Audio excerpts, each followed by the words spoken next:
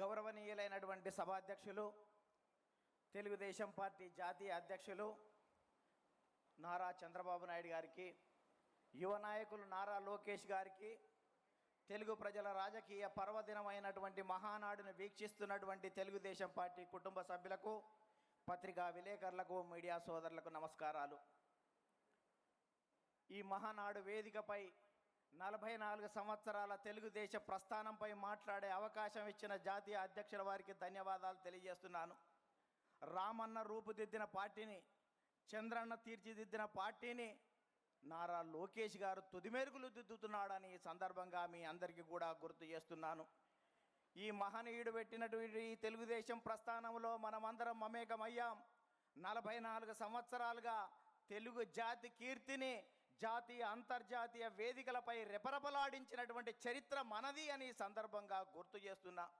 సోదరులారా, స్వర్గీయ నందమూరి తారక రామారావు గురించి మాట్లాడాలంటే, అతని పలకాలంటే పదాలు ప్రవాహాలై సాగిపోతాయి, రాయాలంటే అక్షరాలు అశ్వాలై పరిగెడతాయి. జననం లేని మరణం అతనిది, మరణించి జననం హృదయాల్లో జీవిస్తున్నటువంటి మహానాయకుడు ఎన్టీఆర్ గారు. అందుకనే ఒక తరానికి స్ఫూర్తిగా నిలిచాడు, ఒక తరానికి మార్గదర్శకుడు అయ్యాడు.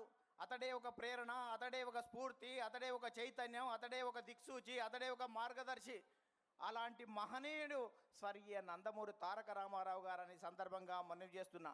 నటుడిగా, నాయకునిగా, సామాజికవేత్తగా, సాంఘిక సంక్షేమ ప్రదాతగా చరిత్రలో సుస్థిరం సాధించినటువంటి స్వర్గీయ నందమూరి తారక రామారావు గారు విలాసవంతమైనటువంటి సినీ జీవితం ఉన్నప్పటికీ ఇవాళ నటనలో అఖిలాంధ్ర ప్రజాగం నీరాజనాలు అందుకుంటున్న వేళ, తెలుగువాడిలో ఆత్మగౌరవం అడుగంటిపోతున్నటువంటి వేళ, ఢిల్లీ పురవీధుల్లో దిగజారుతున్న తెలుగువాడి ఆత్మగౌరవాన్ని పరిరక్షించాలని, 2000 సంవత్సరాల చరిత్ర కలిగినటువంటి తెలుగు జాతికి గుర్తింపు దక్కాలని, గాఢాంధకారంలో ఉన్నటువంటి తెలుగు జాతికి వెలుగులు ప్రసాదించాలని, గడీలలో ఉన్నటువంటి రాజకీయాన్ని గరీబోళ్ళ ముందు ఉంచాలని, అధికార పార్టీ అంతులేని అరాచకాలకు అడ్డుకట్ట వేయాలని ఇవాళ తెలుగుదేశం పార్టీని స్థాపించినటువంటి చరిత్ర స్వర్గీయ నందమూరి తారక రామారావు గారిదని సందర్భంగా మనవి చేస్తున్నా.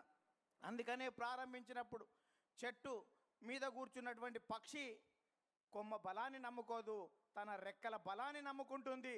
తెలుగుదేశం పార్టీ కార్యకర్తల బలగాన్ని నమ్ముకుంటుంది. కాబట్టి స్వర్గీయ నందమూరి తారక రామారావు గారు ఆ రోజే కార్యకర్తలను తయారు చేసినటువంటి చరిత్ర ఉంది. కార్యకర్తలకు అధ్యయనం, శిక్షణ, క్రమశిక్షణ, సేవాభావం, సేవనిరతి రాజకీయాలలో తీసుకొచ్చినటువంటి చరిత్ర స్వర్గీయ నందమూరి తారక రామారావు గారిది. అందుకనే కార్యకర్తలనే నాయకులుగా తయారు చేసినటువంటి చరిత్ర స్వర్గీయ నందమూరి తారక రామారావు. అందుకనే దొరలు, భూస్వాములు, ఆసాములు, జమీందారులు, జాగీర్దారులు, దేశ్ముఖులు, దేశపాండేలకు వ్యతిరేకంగా కార్యకర్తలనే నాయకులుగా తయారు చేసిన చరిత్ర ఈ తెలుగుదేశం పార్టీదని సందర్భంగా మనవి చేస్తున్నా.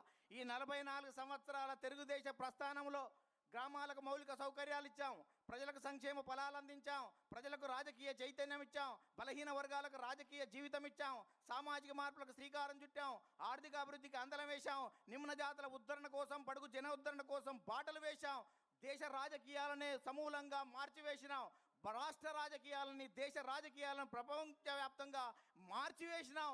ఇవాళ ప్రధానమంత్రుల, రాష్ట్రపతి ఎన్నికల్లో ప్రధానమైనటువంటి భూమికను పోషించాం. అందుకనే తెలుగుదేశం పార్టీ ప్రపంచవ్యాప్తంగా అనేక దేశాల్లో జెండా ఎత్తి తెలుగువాడి ఆత్మగౌరవాన్ని పాటించినటువంటి చరిత్ర మనది అని సందర్భంగా గుర్తు చేస్తున్నా.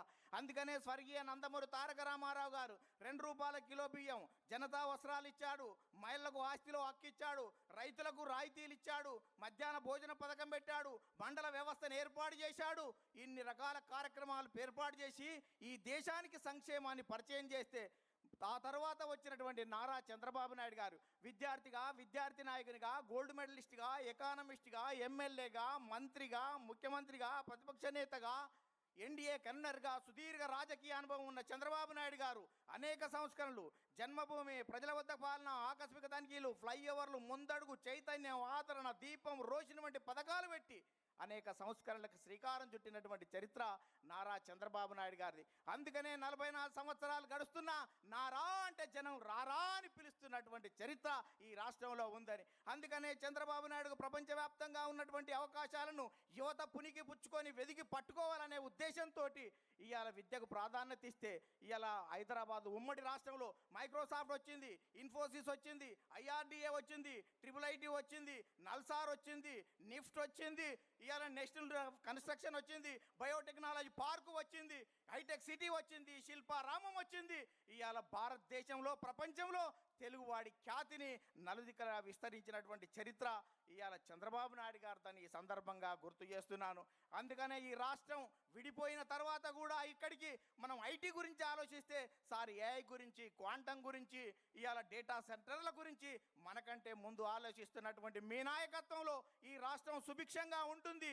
తెలుగు జాతి కీర్తి కోసం మీరు ఎంత ముందుకెళ్ళినా మేము రావడానికి సిద్ధంగా ఉన్నామని ఈ సందర్భంగా గుర్తు చేస్తూ యువ నాయకుడు నారా లోకేష్ గాలిపటంలా ఎంత గాలి ఎక్కువ వస్తే గాలిపటం పైకెగిరినట్టు ఇవాళ అనేక రకాలుగా ఇబ్బందులతో ఎదిగినటువంటి నారా లోకేష్ గారి నాయకత్వంలో భవిష్యత్తులో మరింత రాజుదేల్తామని సందర్భంగా గుర్తు చేస్తూ ఒక చిన్న కథ ఈ రాష్ట్రంలో ఉన్నటువంటి ప్రతిపక్ష పార్టీలకు అందరికీ గుర్తు చేస్తాను. ఒక ఇద్దరు రాజులు పోరాటం చేసేటప్పుడు ఎవరో ఒకరు గెలుస్తారు, గెలిచిన వారు ఓడిన వారికి మరణశిక్ష విధించాలని చెప్పారంట. ఇద్దరు రాజులు పోరాటం చేసిన తర్వాత ఒక రాజు ఓడిపోయిన తర్వాత గెలిచిన రాజు ప్రజలే చెప్పారు కాబట్టి మరణశిక్ష వేయమని చెప్పాడంట. మరణశిక్ష వేసే సమయంలో ఆ తాడు తెగిపోయింది. తాడు తెగిపోతే మళ్ళా అతను ఉరిదీసేవాడు రాజుకాడికి వచ్చి, రాజా ఉరిదీసే సమయంలో తాడు తెగిపోయిందంటే వాని పాపాన వాడు పోతాడు, వాని క్షమించురా అన్నాడంట.